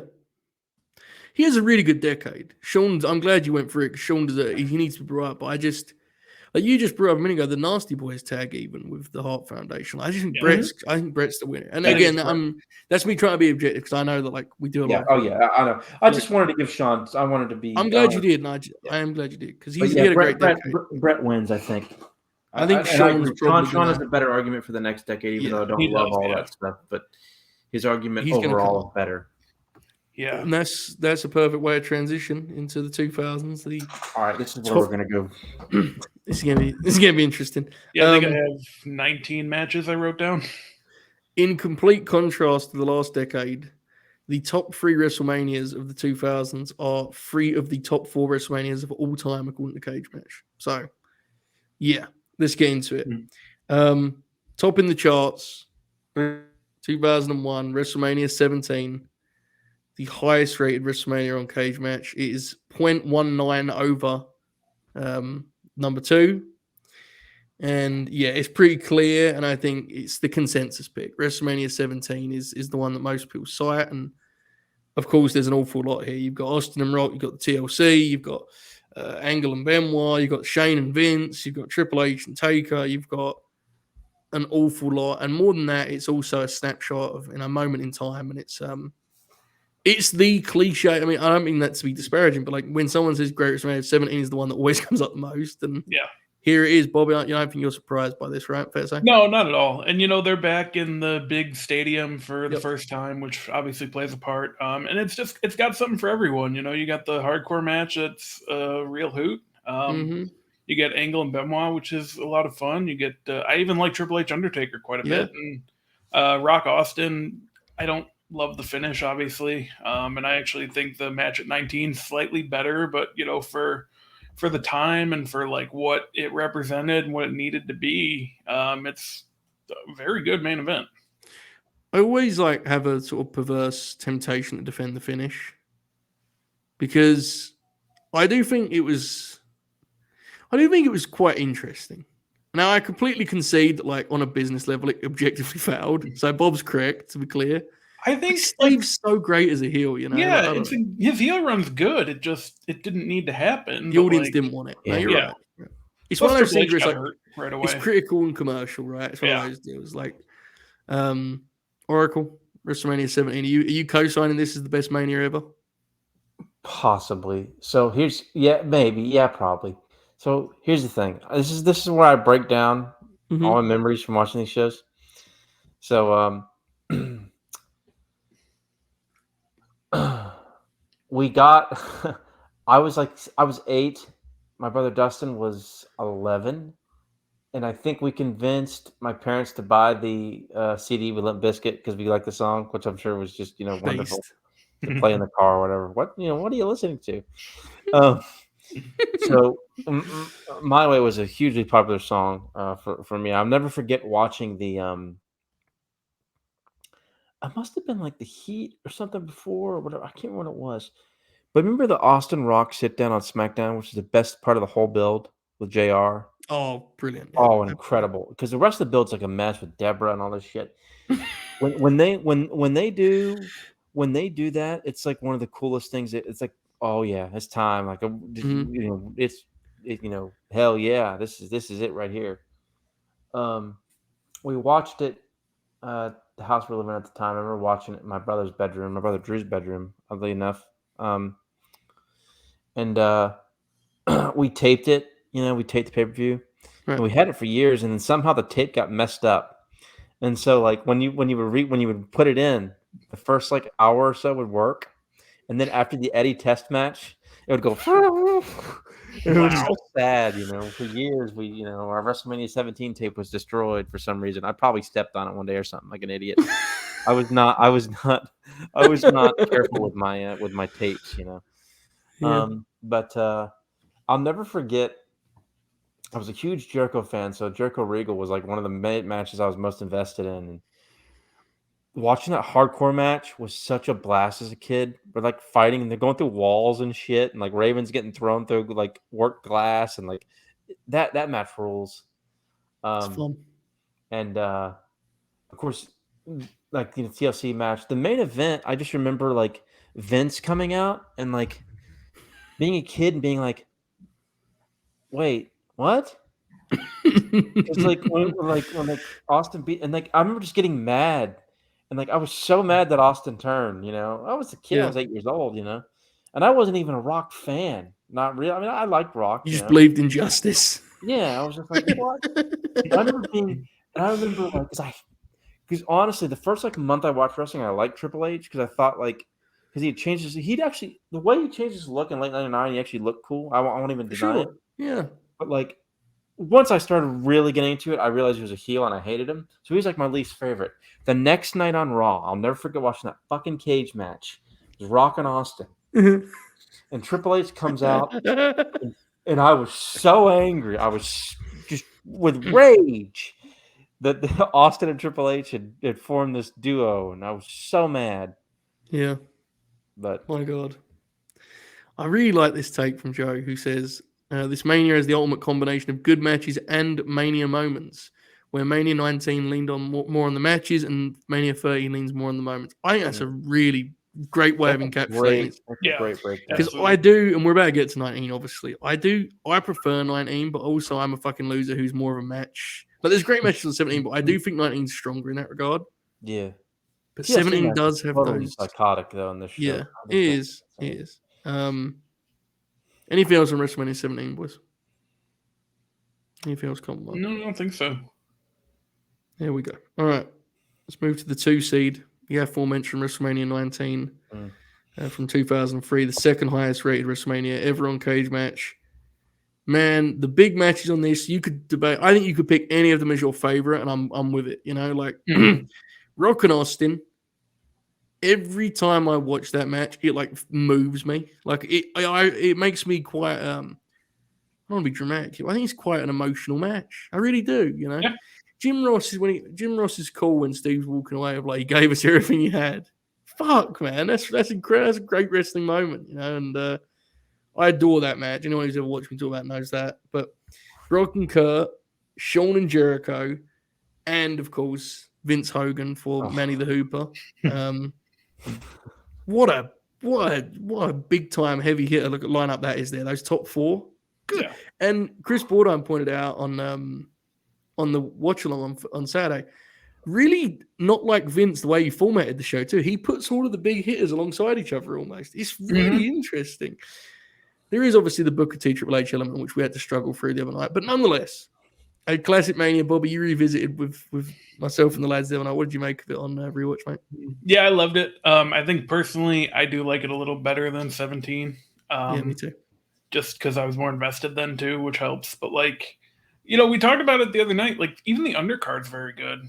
Yeah. Like, they don't get a ton of time, but like they do a lot with it. And yeah, it's really just Booker and Triple H. It's the one thing that really sticks out as kind of indefensible. But yeah, just a really good show. And those last 3 matches are very good. And then if you throw Shawn and Jericho in there, yeah, you got 4 standout matches. I'm really intrigued, Oracle. What's your favorite match on WrestleMania 19? Because this is really interesting to me, where you would go here. I'm going to dive into my personal story. It's going to get a little bit sad, but bear with me. Go for it, mate. The first grandparent death of my life occurred on that afternoon. My dad's mother passed away. So it was obviously a very emotional day for the family, and I was exhausted. I was 10 years old anyways. So I fell asleep right at the start of Austin Rock. And I woke up when my uncle and cousin woke up and go, "You fell asleep, you loser." We taped the show on VHS, so we had it, and I watched the rest of the show later on. But it served as kind of like a nice, like, well, we just had a horrible, like, sad moment with family, right? A distraction. So I was such a Jericho mark when I was a kid. It's so funny because I bury him all the time, but like Jericho Shawn was my favorite match on that show when I was a kid. I absolutely loved it. I was so happy that Jericho beat up Shawn after the match because see, it's funny how 2 years can make a difference. Because I was like starting to cheer for heels now at that point, and like I was so happy when Jericho like low blowed him whatever after the hug. JR's call, oh no, that was great. I was so mad when Booker lost because I was a big Booker T fan. Honestly, I was more mad that I fell asleep for Austin and Rock because I loved that build. I was so mad. I was like so upset. I was a 10-year-old kid, but I was like, oh man, I missed Austin and Rock. And of course, I just remember waking up and like, I remember waking up at the finish where like, I think what woke me up was like Brock almost killing himself. Yep. His head hitting the mat woke you up. Oh fuck! Like, and of course, there's that great like Wrestling with Shadows like documentary that they put out, right? Yeah. Of 19, that's also well worth a watch. I've only seen clips of it, but I want to see the whole thing. Where they cover that like it was life and death for Kurt, Brock, and Austin. Like there's that crazy backstage footage of Brock like a wounded animal, like concussed out of his mind. Like, great, all-time great show. And Bobby's right, the undercard's even really good, man. Like this show just delivers. But I mentioned this the other day, and I want to bring it up again. I brought it up for WrestleMania 30 or for WrestleMania 3, but man, what a wonderfully shot show! Just incredible cinematography. Sweeping shots of Safeco Field. Just even stuff like. Even Trish's entrance is kind of legendary. Just kind of like the sweeping shot of her coming down to the ring. And this is my favorite right here. The Austin entrance where he comes, where it's above him from basically the Tron, where he's going down. That is like about 5-7 years of the promotion's history captured in one shot.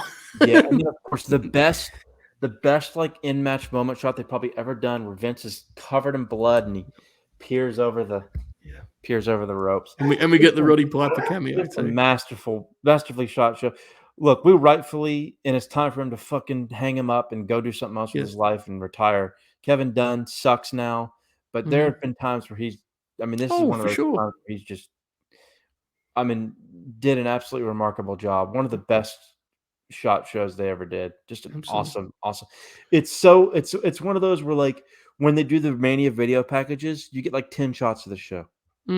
Absolutely. It's just a wonderfully shot show. I also think it's worth reiterating, Bob. You had a point the other night, and you've talked about it previously, but just quickly to hit this again, folks that didn't see that, like the how unique a time this was in the promotion roster wise, right? The crossover element. Just kind of touch on that again. Yeah, that's the thing. Like, the big WCW guys were finally coming in. We see Hogan, we see Flair, obviously, like I talked about, and then you have this new breed of guys where, Orton's there, and Brock's there, and Batista's there, and Rock and Austin obviously are finishing up. There's not a ton of Austin, obviously, because he just came back from walking out. But Rock does a couple things, and Undertaker's kind of the like ace of SmackDown, trying to get Brock and some other guys over.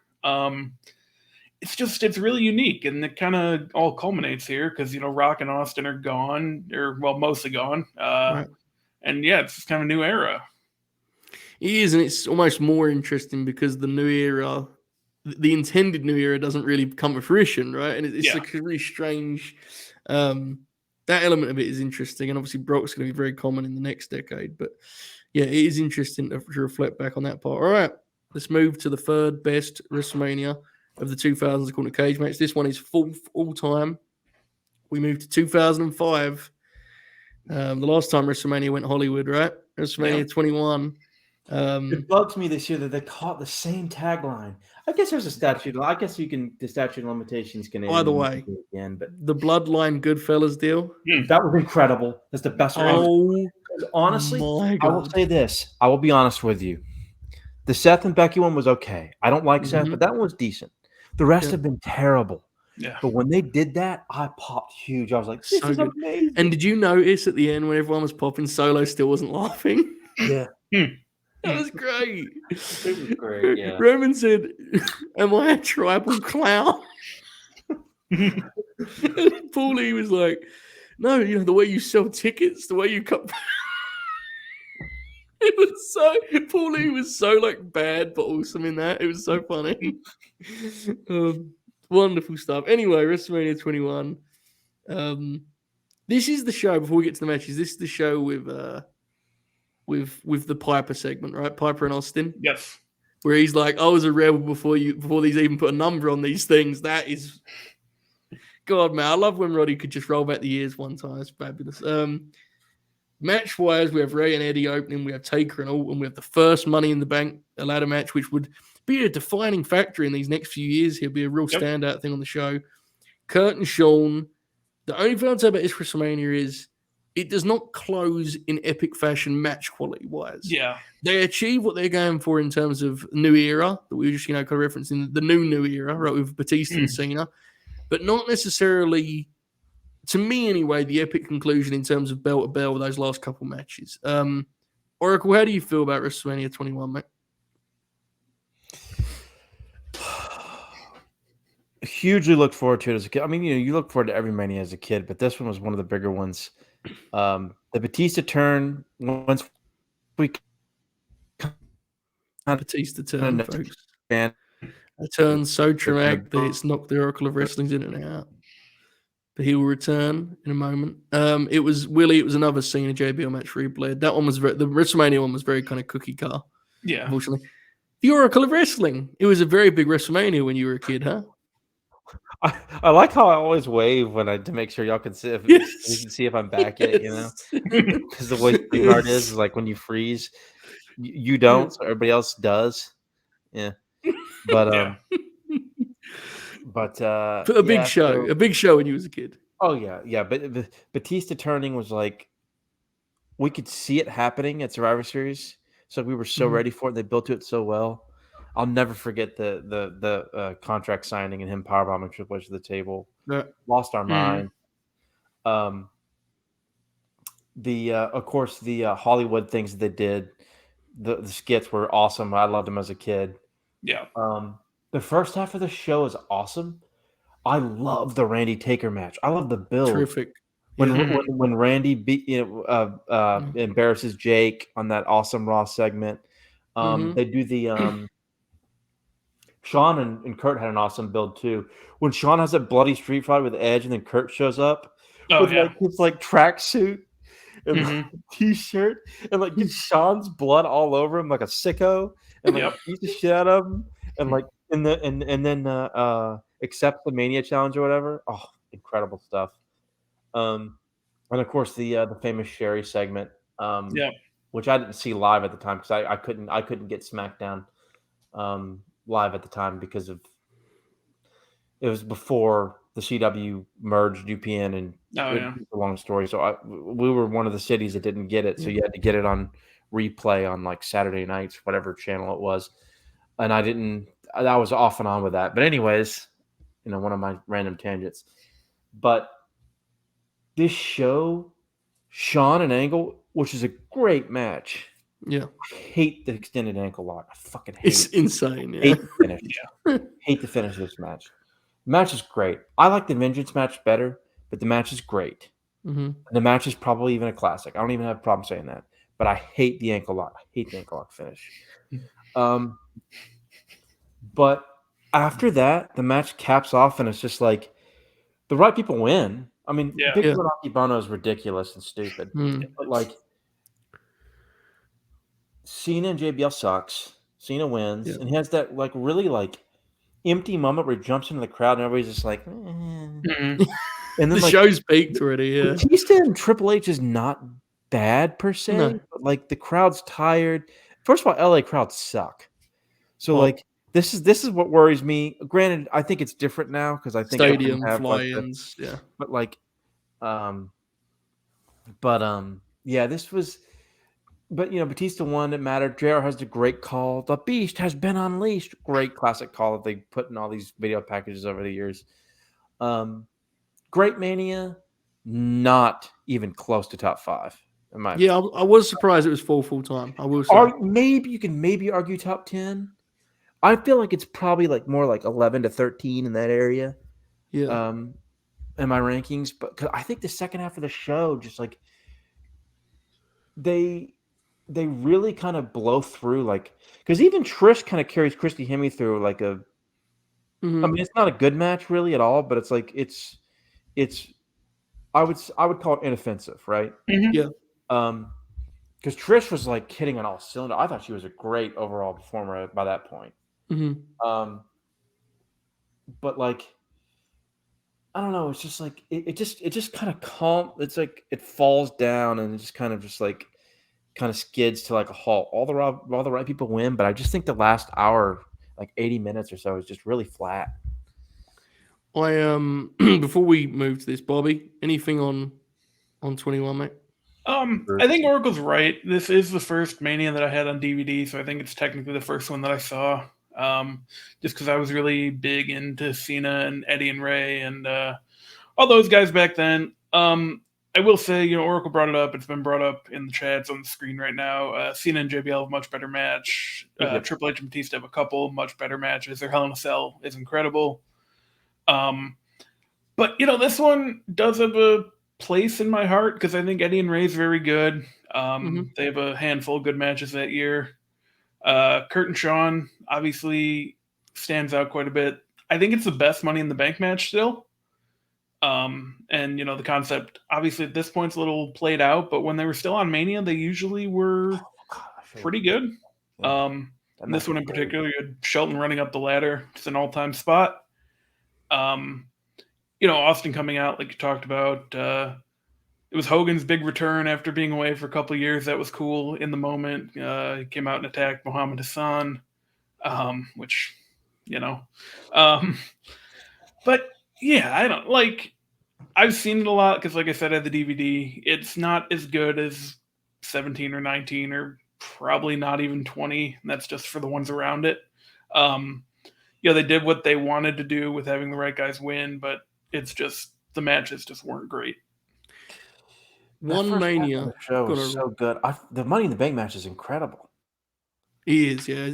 It's a matter of the show peaks just before those two. Yep.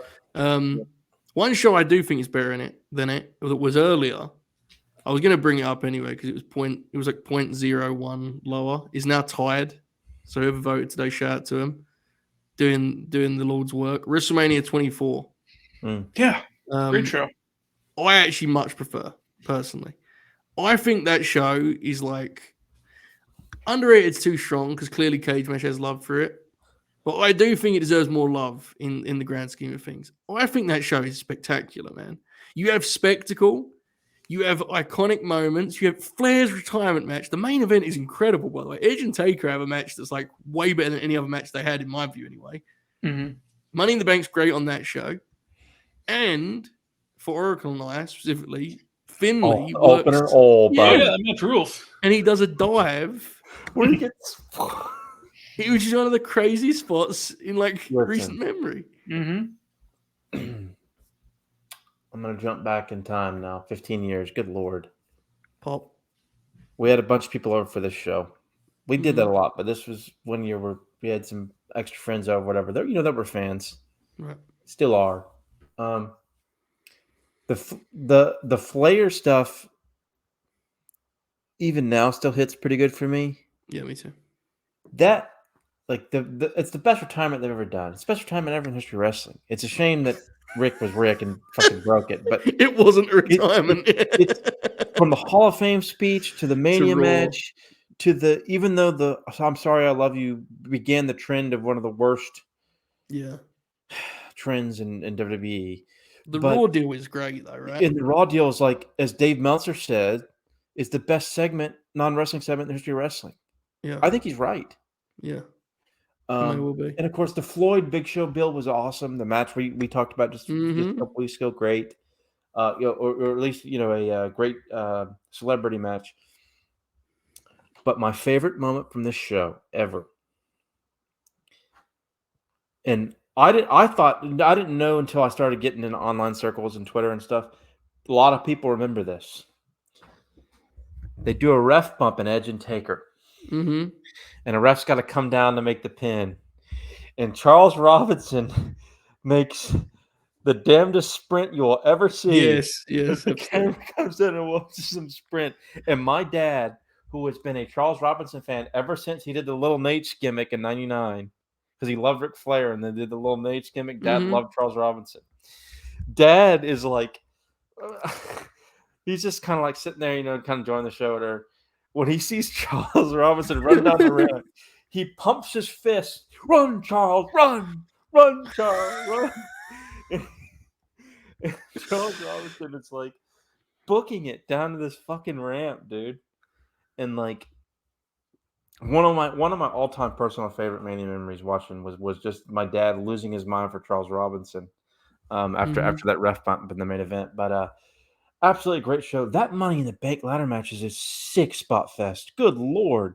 Morrison does a moonsault with a ladder? Yes. He loses his mind? That's also they do on that one. That's when like all of the announcers do like 3 or 4 crazy shit in that match too. Yep. Mm-hmm. That's the one, right, where they have like all 3 announced teams commentate the Money in the Bank match because there's representatives from. And they're all barking at one another. Yeah.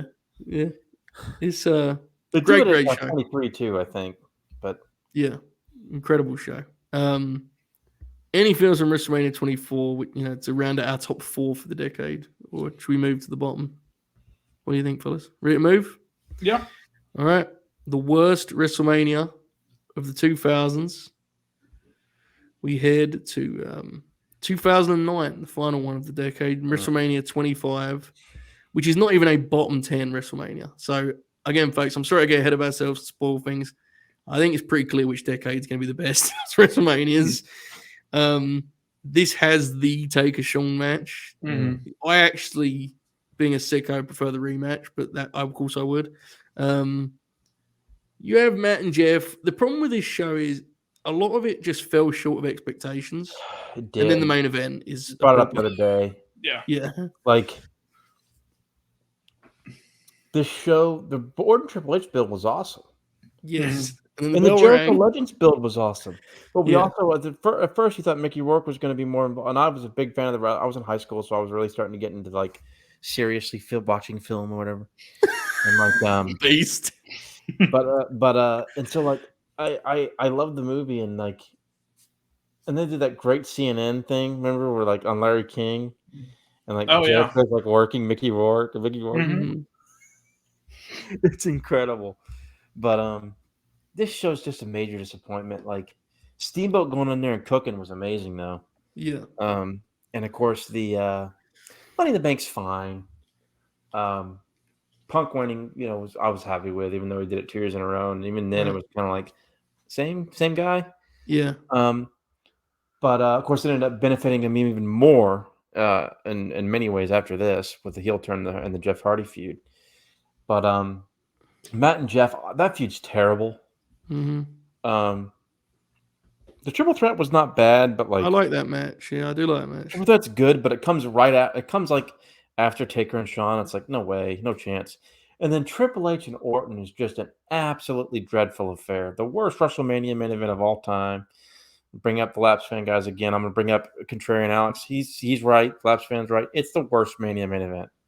You probably disagree, Joe. I don't know, but I think I'm thinking about it. It sucks. It sucks because it probably is. Yeah, Sid Taker's not good, but like no one ever thought it was gonna be. Like, I agree. Orton and Triple H actually had a great build, and they shit the bed. It was a total disaster of a match. I will say this one was. It was bad. I was there live. Yeah. It sucked. Okay? Roman and Triple H was really bad. I was there live, and it sucked. But God, Triple H, man. What a beast. Baby and heel had two of the worst Mania main events ever. It sucked. That sucked. Roman Trips, I don't know. Roman Taker was pretty bad, but I actually liked Roman Taker at the time. I don't think I would anymore. Yeah. But not because it was good, but because I thought there was it was the only time where I ever thought, we'll talk about it, but yeah. It was the only time I ever thought that somebody's supposed to be bad in a way actually worked. But then he came back. I love Roman, but Roman and Triple H in terms of WrestleMania main events have got some L's, unfortunately, right? Got some hits too. Yeah. But they have got some misses, unfortunately. Yeah. Because I was at, like, Roman Brock 2 comes up, and I don't think that match is as bad as this physically, but in the building, that was like one of the most miserable atmospheres ever. You know? Fair. Yeah. It's a shame. And of course, Taker and Shawn's a classic. Yeah. I think Shawn and Taker is better worked, like smartly worked. At 26. Mm-hmm. Oh no, am I gone again? we heard, oh no, am I gone? Almost. Here we go. There's the wave. There it is. Yes. It's better work to 20. Am I back? Yeah, it's better. You're talking about it's better work to 26, but. Mm-hmm. But right. I still think 25 is a better match just because of the spectacle of it. Mm-hmm. You're probably right. 4 spots above that in the all-time list, but second worst for the 2000s. We go to the start of the decade. From the end to the start, we go to 2000, WrestleMania 16. Really interesting because 2000 is such a great year for the company, but this Mania is like doesn't really encapsulate any of that, right? Weirdly enough. Look, man, it isn't one of the worst main events in WrestleMania. That match is fucking... I can't watch that main event match, man. It's so long. Isn't it like 40 minutes long? You do have the TLC deal. So yeah. The triangle ladder. Yeah, the triangle ladder match. But it's a TLC match. Exactly. Any WrestleMania 16, any thoughts, Bobby? Surprises this low or not a fan? No, I don't know. There's another one just like 99. I don't think I've ever actually seen it except for maybe the Fatal 4-Way like once. And I think I've seen the ladder match, but they did better ladder matches in the next few years. So, like, yeah, I don't really have any thing to say about this one. Oracle, what do you think? WrestleMania 16? First Mania live, so I have an affection for it. There was a WrestleMania all day gimmick that Shoot and I joke about all the time whenever I bring it up, that I watched all day leading up to the show. I was up very late. My main memories are the opening with Pimpin' Ain't Easy, man. So imagine a 7-year-old listening to Ice-T coming out of the ring with but the rock bottoming Stephanie McMahon. So my two earliest memories of our first WrestleMania are a man coming down rapping about prostitution and a woman being beaten by a man. So those are Dude, professional wrestling strikes again. Then the next night on Raw, I want to stay up. Mom was like, "You gotta go to bed at 10 o'clock." Or no, she was like, "You gotta go to bed at 9:30 or some gimmick like that." Or you can watch the first match of Raw. And I remember I watched the first segment. Eddie beats Jericho for the European title, and Chyna turns heel and joins with Eddie. And I watched it, and I had to go to my bed, and I laid there for about 5-10 minutes. And then I pretended that I couldn't fall asleep and didn't feel well because I knew my dad was watching Raw. So I snuck in there, and I was like, trying to get a look. I remember like trying to go in there and like look at the TV. And Mom was like, "What are you doing?" It was like TNA versus Road Dogg and X-Pac, and I was like, oh. But like, and then that lasted about a week or two. And my mom just gave up. I got to stay up and watch Raw every night because that wasn't possible. So yeah, I was staying up to 11 o'clock to watch fucking, Monday Night Raw at 7 years old. Those are my WrestleMania 16 memories. I was a big Foley fan because I guess I had kind of, acquired that from my brother and dad, and it was turned for him. But yeah, the main event is just, how long is that shit, man? It just goes apparently it's on 38 minutes, apparently. I do not like it at all. Not a fan. Okay, third worst for the 2000s. We have one that features one of the most famous WrestleMania matches ever, WrestleMania 18. This one actually, even though it's third worst for the decade, actually breaks into the top 20 all time. Fair. It has Hogan and Rock, which is, again, one of the most iconic matches in the event's history. And I also will always defend Flair and Taker, which I just think is awesome. Yes. Other than that, and a lot, but nonetheless, let's talk about it. We have to talk about it. It's not going to come up in the best match ever, so we might as well talk about it now. Like, Hogan and Rock, Bobby, how high are you on that? Where do you stand on that? It's always a debate of some kind. Yeah, I love it. It's kind of similar to Hogan and Andre to an extent, where it's not the best match you've ever seen, but just the environment and, obviously the way they worked it, where they kind of both turned in the context of the match. Just great stuff, man. It obviously should have main evented. I think they really did a disservice to those guys and to Triple H and Jericho by not having it main event. But yeah, I mean, the build's awesome. And just a great match. And yeah, it's one of those things where it's like, kind of like what we were talking about with 2003, like you had a short window to do that match and they capitalized. Yeah, it's very, very special. Oracle, where do you stand on it, mate? Hogan and Rock, where do you stand on this one? One of the great wrestling topics through the years. As I fill some time here while the Oracle of Wrestling returns to the StreamYard. He appears to be back. He's waving. Very blurry wave, but he's waving nonetheless. Oracle, are you there? So can't hear him. We cannot hear him now. This is incredible. He knows his mouth moving and not hear anything, folks. Bear with. He will return shortly, I'm sure. Well, he looks happy there, doesn't he, Bob? Yeah, that's good. He's waving again. He's thumbs up. Oracle, please speak so we can. This isn't good. Bro's now lost the ability to speak on the program. This is incredible. Yeah, because it doesn't say he's muted either. So no, we'll let this play out. Bobby, yeah, talk my ourselves here. But yeah, WrestleMania 18 is quite incredible considering it comes in between 17 and 19, right? Mm-hmm. Yeah, I mean, and you bring up Taker and Flair. That's an awesome match. That's probably my favorite Undertaker WrestleMania match up to that point. And that's another one with an incredible build because Taker goes to like OVW and kicks the shit out of David Flair. Indeed he does, which is That's an a lot of fun. incredible piece of business. Obviously, in the match, Arn gets in there. It's great, man. And Flair goes all out. And one thing I'll say that WWE did right with Flair from when they brought him in was he was always a big deal. Absolutely. They kind of rebuilt his aura in that regard after WCW actively kicked the shit out of it for the last few years of his run, unfortunately.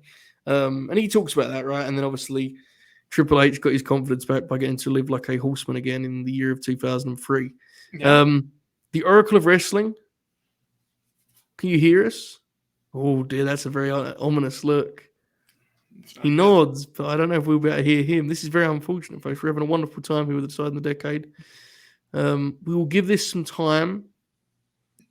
If the Oracle of Wrestling is unable to return, but we may need to complete this. And a finger has gone out. Okay, folks, we're gonna kill some time here because I need we need to get Oracle's takes in the 2010s, which were a very interesting decade for us. Man, we appreciate everyone who's been with us throughout the evening.